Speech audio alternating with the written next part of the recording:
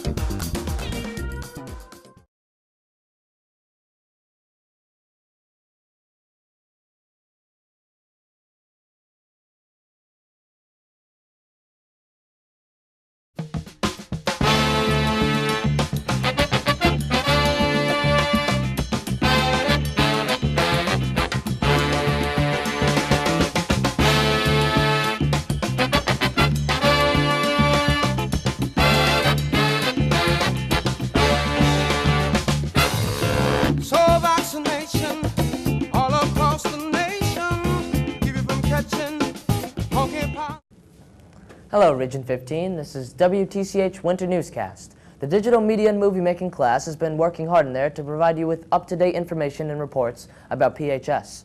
We're going to take a look with PHS Boys Soccer, Skills 21, musicians, and more here at PHS. The culinary class and much more is up next, so stay tuned and we'll be back after these messages.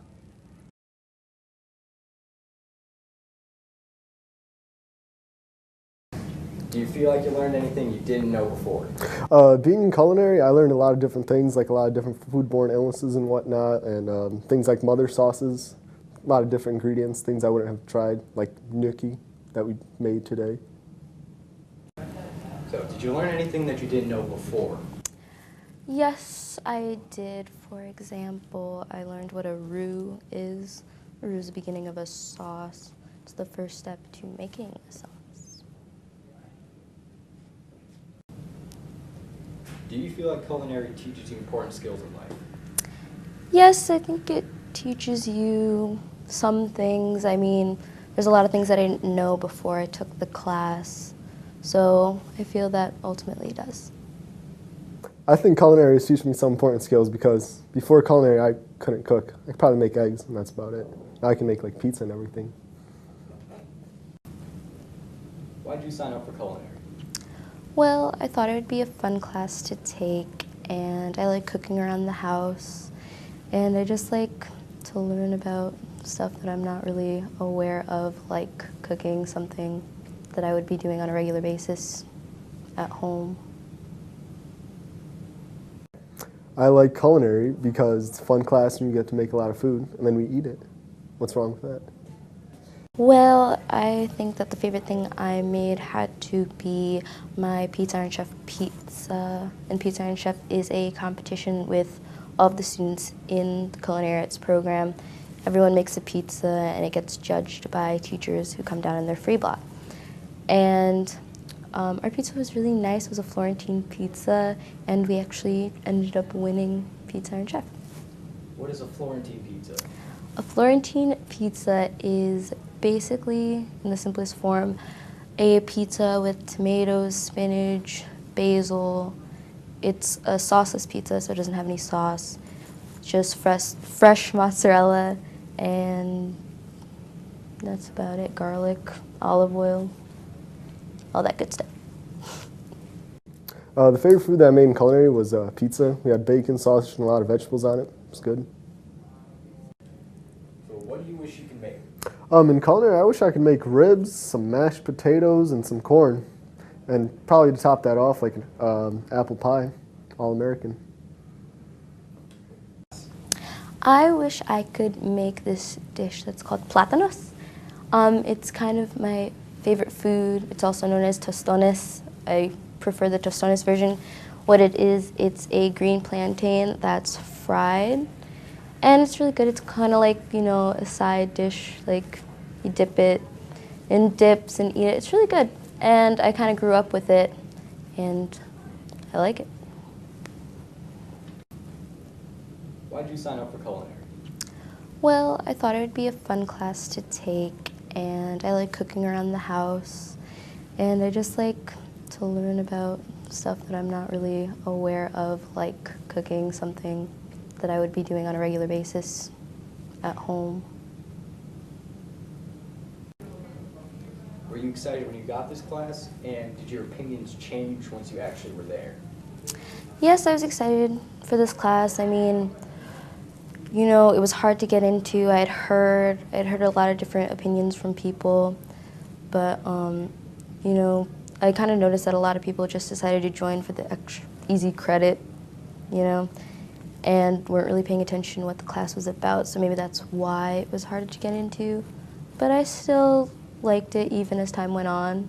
I just liked what the class was all about, you know. Do you feel like culinary should change anything to make the course better? I feel like a double block of culinary would be better because sometimes we have 2-3 day recipes and then we make it one day and then it's just a lot of anticipation waiting for the next day to come. And plus we could probably include more work days. Good morning, Region 15. We do have a large storm moving across New England today, reaching from Maine all the way into the Carolinas, which will probably be affecting us tonight into tomorrow morning. There also are a few snow showers in Wisconsin and northern Illinois, which possibly will be affecting us Saturday night into Sunday. Looking at the week ahead, Wednesday, Thursday, and Friday seem a bit mild, with temperatures reaching into the mid to lower 40s. Saturday, Sunday, and Monday is the start of a cool down with temperatures only reaching to the mid 30s, with a possible snow shower on Saturday. Jordan, back to you. Nice report. Now I'm really hungry, but the show must go on. Let's take a look inside at PHS boys soccer team.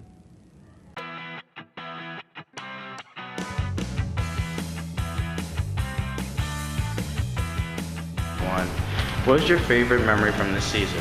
My favorite memory from the season was definitely the Ram game, watching their last player hit it off the crossbar and then watching the faces of the players on the sidelines as they turned to run out. That was pretty great. What is your best memory from your high school soccer career? It's going to be a real common answer for some of these guys, but the state championship back in sophomore year was terrific. To be part of a team that could make a run like that was an amazing feeling, even though I barely played. What advice would you like to give to your underclassmen? To all the freshmen, sophomores, and juniors out there, get to school early for the practices. I always got there half an hour early and I was always ready to go. And just recently we started seriously cracking down on people who are missing practices, and those hills are absolutely terrible, guys. You don't want to do those. And I just wanted to say a quick thank you to my parents and to Coach Mancini. My parents dealt with me for 17 years, my coach for 4+, so I'm real thankful for what they've done for me and how they've helped me become a better person. What is your favorite memory from the season? It would have to be the Ram game with me. Beat Ram in penalties, even though we missed 5 in a row. What is your best memory from your high school soccer career? State championships in sophomore year. What advice would you like to give to the underclassmen? I would tell the underclassmen to always try hard. Even though you may not be the best player on the field, you could always try hard to redeem yourself. And a thank you statement to your parents or coach? Thank you.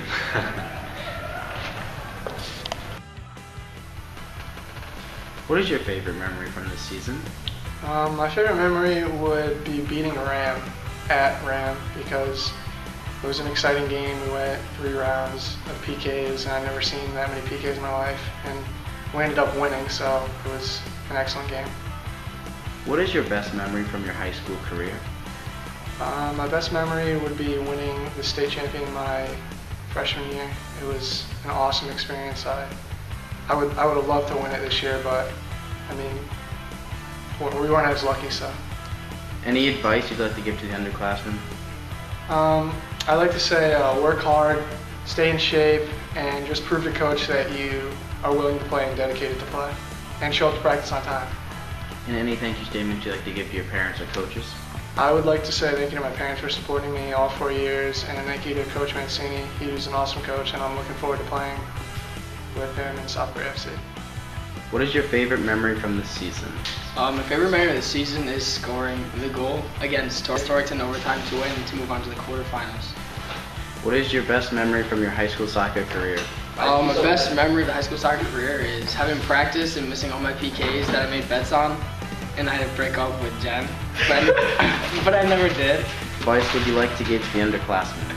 My advice to the younger classmen would be to play hard and win.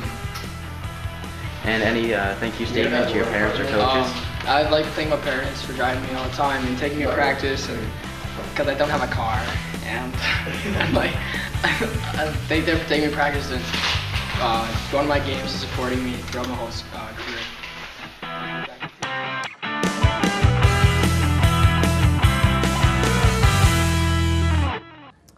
Next on our agenda and related to sports is a report on head injuries. Alexa is going to give us a science perspective of what is really going on here.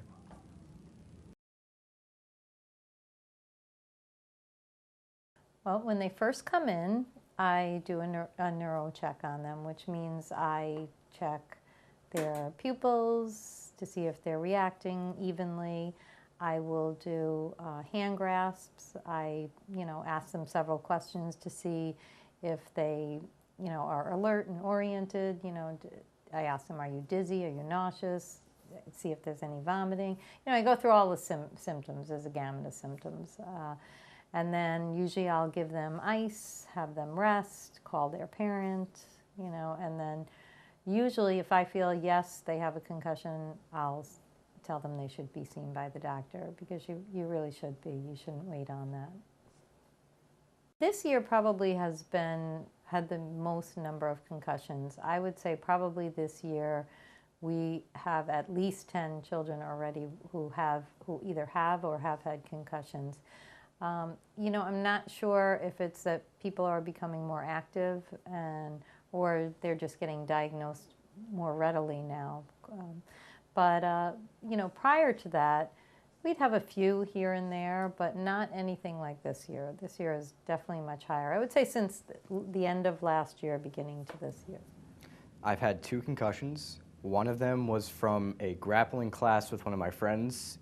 He brought his leg up and hit me in the back of the head. The second time, I fell on a tennis court backwards and cracked my head against it. The first one I got was surprising because I'd never had a concussion, and it was like walking around with no energy. It's like being a zombie, kind of, minus the cool parts of being a zombie. And the second one is actually where some of the memory problems set in. I have tough time remembering passwords or what I was talking about or what I've done in the past few days.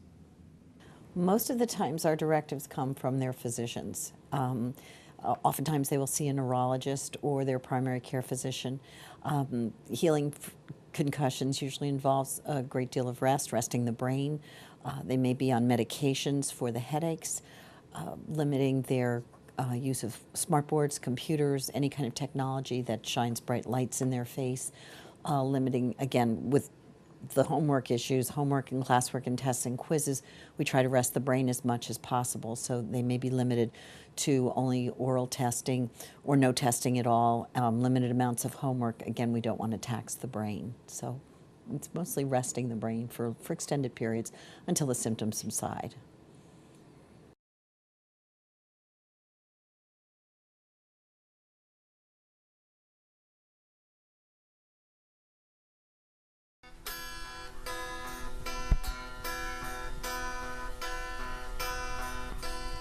I've been sitting here staring at the clock on the wall, and I've been laying here praying she won't call.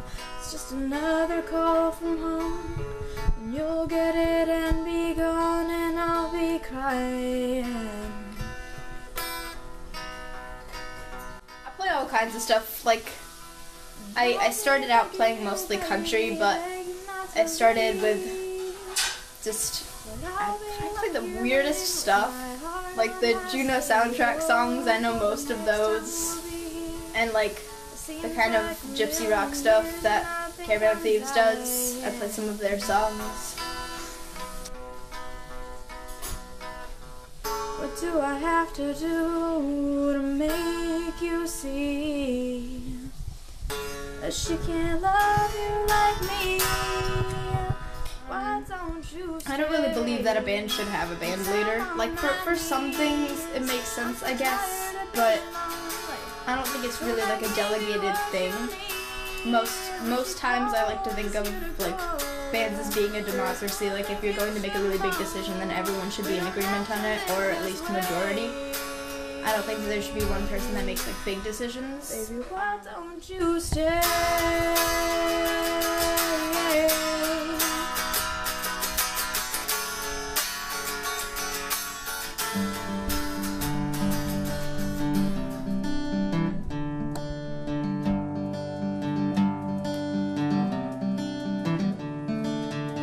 Another turning point, a fork stuck in the road. Time grabs you by the wrist, directs you where to go. So make the best of this test, you know that's why. It's not a question, but a lesson learning time. It's something unpredictable, but in the end it's right. I hope you had the time. I don't think I have a goal, I just want to have fun with what I'm doing. So, that's all that really matters. So take photographs and still frames in your mind. Had it on a shelf with good health and good time. Tattoos and movies on dead skin on trial. For what it's worth, it was worth all the while. It's something unpredictable, but in the end it's right. I hope you had the time of your life. I don't think that it should all be about popularity, because then you might end up doing something that you don't like, because being popular might mean playing stuff that you don't want to play, and that's no fun. But your goal shouldn't be just to be quiet, because maybe you want to send a message out, and you can't let people know what you're thinking if you just stay humble and unknown. It's something unpredictable, but in the end it's right. I hope you had the time of your life.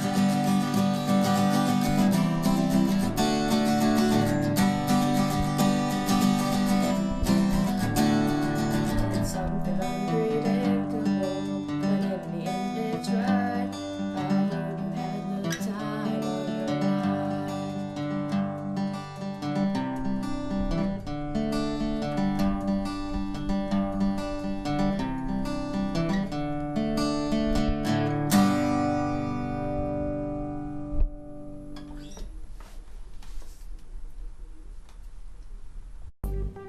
Hi, my name is Ian First. Hunter Jones, Parker Cernick, and I'm a sophomore at Pomp Rock High School. I'm a part of the Academy of Digital Arts and Sciences.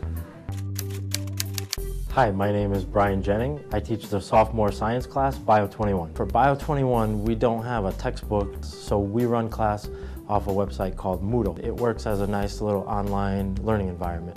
The Academy of Digital Arts and Sciences is a unique program that involves the incorporation of technology classes, math classes, and science classes. They learn new technology skills to apply to math and science, and ultimately work on a culminating expo project at the end of the year, which they present at the Student Innovation Expo.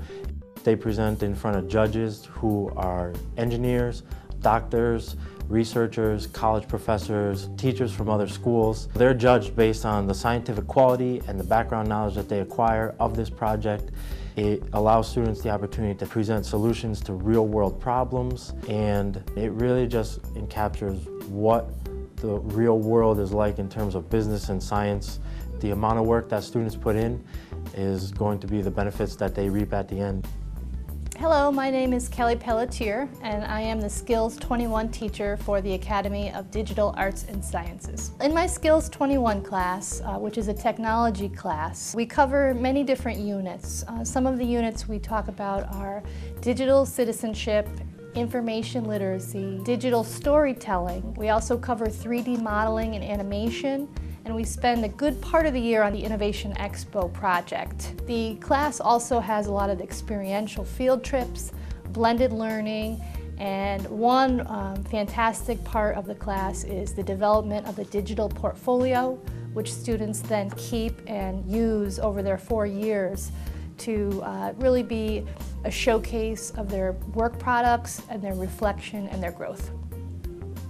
Hi, my name is Hunter Jones, and I'm a part of the Bio 21 course in the Academy class. This big project at the end of the year, it's called the Expo, and basically what it is it's an all-year project that you work on with your classmates, and it has to follow certain criteria. We worked repeatedly for months on end on this project and did multiple trials of like experiment, and honestly it brought the class together as like a family. At the beginning of the year, I was barely friends with anyone. At the end of the year, we were like one big happy family. And the Expo, it's tough going through the year as like working on the project. Once you go through it, it gives you a great feeling knowing that you put all this work into it all year and now it's done.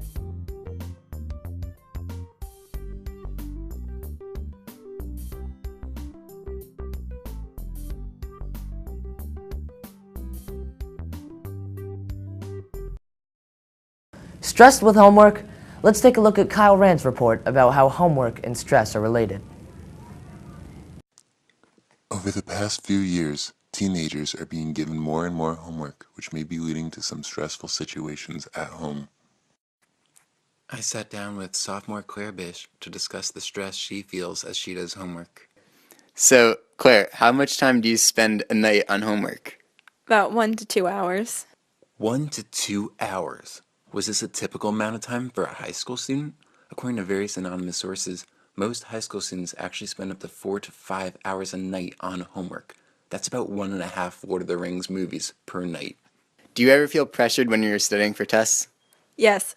Tests seem to be the leading factor in this stressful epidemic. Students can become overworked, tired, and psychotic if they spend too much time on homework. What does this mean? It means stress, and that's a problem. There are some students who don't seem to be affected by the plague that has tormented teenagers for the past few years. I talked to Tom Bish, a student with an immunity from stress.